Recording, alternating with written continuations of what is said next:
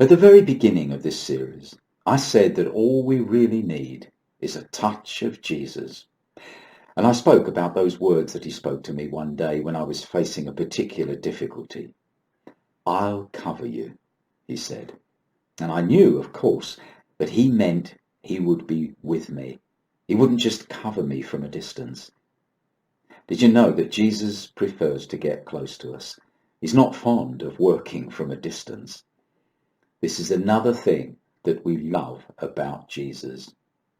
In wartime, a leader who goes over the top with his men gains the highest respect and love and loyalty.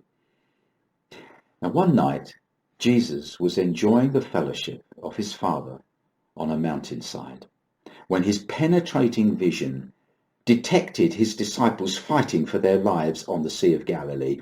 They were crossing that sea, and a terrible, demonically inspired storm fell upon them. Pitch black chaos, the winds screaming and the sails torn to shreds. We know the story well. Jesus came immediately to their rescue, walking on the stormy waves. Imagine it.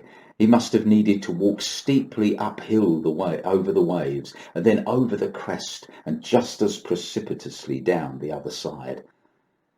He boarded the ship, and all was calm.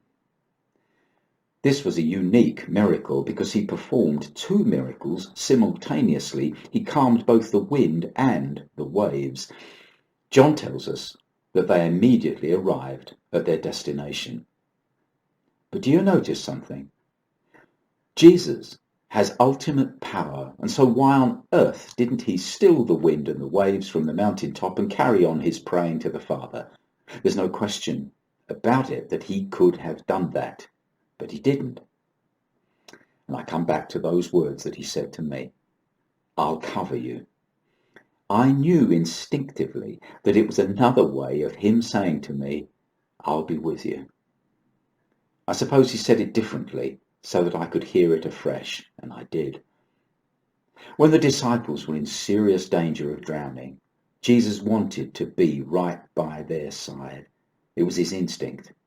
He didn't want to be on some distant mountaintop, even if he was enraptured in fellowship with his Father.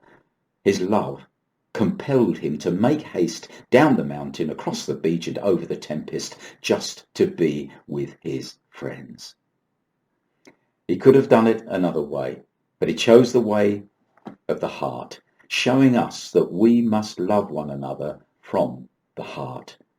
Love that is distant is not love.